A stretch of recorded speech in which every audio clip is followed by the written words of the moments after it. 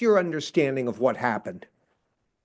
Uh, John, from my understanding, leadership at the John F. Kennedy Library today received a communication from the leadership at the National Archives that oversees the library that was effectuating an order from the administration to terminate all, as they call it, probationary employees, which are folks that essentially have been hired there within the past year, uh, without any consideration for who those folks were. And at the John F. Kennedy Library, it so happens that of the 5 employees affected, they were the ones that were responsible for greeting visitors, the visitor experience, actually education, outreach, some of the rental activities and such that are revenue generating. But it also meant that today, for all the visitors that were there, they had to dismiss people inside the library today and close effective immediately and until further notice, because that's the staff that is responsible for running the day-to-day operations of the library.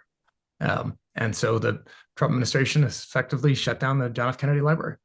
Was the library targeted? Uh, I think the National Archives went through as was effectuating that order coming from the administration. And I would like to think that it was not a deliberate target at the Kennedy Library. But I think what we've seen is that there's not exactly a whole lot of thought given to what are the consequences of these actions. And so, the idea that somehow targeting libraries is going to be the right way to balance the budget or address efficiencies across government. Folks, when we start shutting down libraries in the name of government efficiency, we got a problem. And that's what we're looking at here. I mean, how much money are we talking about? I haven't seen the exact budget here, but John, 5 people that are new hires to the underneath the National Archives and Records Administration. It's going to be hard to balance the Trump tax cuts at 4.5 trillion off of their backs. What does this mean to you personally? I mean, look, John, this is a great institution for Massachusetts. It's a great institution. It's one of the institutions that actually attracts visitors from around the world. And they come here to experience and learn about President Kennedy, learn about what that period in our history stood for.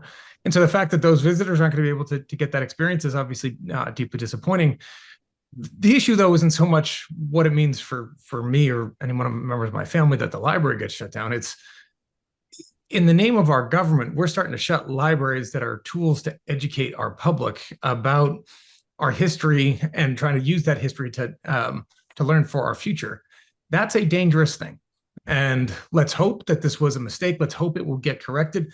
But at a certain point here, folks, you can't keep shooting first, asking questions later and say, oh, we'll fix it again. There are thousands of people, hundreds of thousands of people around the world that are going hungry because of lack of programs and assistance that the United States has pushed out for decades across bipartisan basis. Interestingly enough, USAID was founded by President Kennedy. Aid programs that will help out millions of people. Medicaid, that is on the chopping block from this administration, that is responsible for the healthcare for millions and millions of Americans, all on the chopping block in the name of tax cuts for the wealthy. Right. And to say nothing of the corruption within the system, the idea that this thing is all being perpetrated by a guy, the richest guy on the planet, who is wealthy in large part because of government contracts, is just beyond the pale. And yet we're supposed to take his word for it. It's heartbreaking. Some of the firings and cuts in this wave we've been experiencing have been reversed upon further review by the perps. Are there any efforts underway to reverse these cuts? Is there any chance they might be reversed? Do you have any sense of that? John, look, I mean, common sense would say we hope so. I don't think, like most favorable to the administration here, that they quite knew what they were doing when they effectuated this order and had an intent to shut down the John F. Kennedy Presidential Library. I would hope that's not the case. And I would hope in short order some of these folks are reinstated, and there's a way here to make sure that this institution can continue to provide the education and experience that it does for so many, again, not just in this area, but around the world. I hope that's the case. As I said, the fact is, though, that this is no way to run a railroad, right? Let alone a government.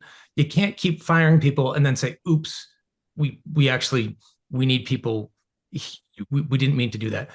John, you're aware they fired some people from an agency and then hired them back so that they could perpetuate more firings because they actually needed the people they fired in order to fire more people.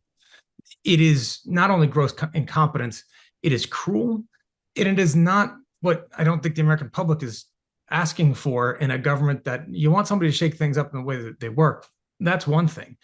You want to target the way in which our government operates to try to effectuate the desires of the American public. That's another. My predecessor and your friend mine, Barney Frank, once said, government is simply the name we give to the things we do together, right? They are the way in which we try to address problems that confront us all. And there's plenty of efficiencies to be found in the government. I grant you that. I served in it for years, and I would be the first one to say there's places to cut out that fat. That being said, doing this with the intent to be cruel, to dehumanize, to be gleeful at the pain that you are inflicting across millions of people. And make no mistake, people will die because of some of these cuts. People will lose access to healthcare across the United States to perpetuate tax cuts in the name of the wealthy at the expense of the poor. They have to own up to what they're doing, and they're not. That's going to be up to the American public to be able to tell that story and to tell that effectively. And that I hope will come over the weeks and months ahead. But make no mistake of what they're doing here. It is enrichment of a few at the expense of the many, and to try to distract with the chaos to make sure that we don't know what's going on. But the enrichment that is taking place, the fact that the State Department issues a $400 million contract to buy Teslas, while the guy that owns billions of dollars of that stock is effectuating the government change across the board. Come on. What do you intend to do about it? What do you want the Democratic Party to do about it? I think what we need to do collectively here is to tell that story. You're seeing the resistance start to pick up and understand exactly what is taking place here. The administration has operated with ruthless intensity and without consequence to, or without giving any thought to the consequences and the pain that they're inflicting on millions and millions of people. And so we have to help tell those stories. We have to make sure that the American public understands the consequences of this. This is not just, faceless people, nameless people getting axed in the name of government efficiency. It is a deliberate attempt to try to sabotage the way in which our government tries to take your voice, my voice, into account to address those challenges and solutions in the name of the richest guy in the world and some of the richest members in the cabinet. And that's what we're doing. And I don't think the American public will stand for it. We got to make sure we tell that story and tell it effectively. I'll let you go, but my understanding is school vacation week is a big week at the JFK Library. Yeah, it's a big week at the JFK Library. It's also why I'm here, and hopefully kids are quiet downstairs. But it's a time that kids are able to go out and learn and hopefully get access to some of the programs that they don't get access to in the midst of a regular school day. But the chance for a younger generation, again, people from around the world.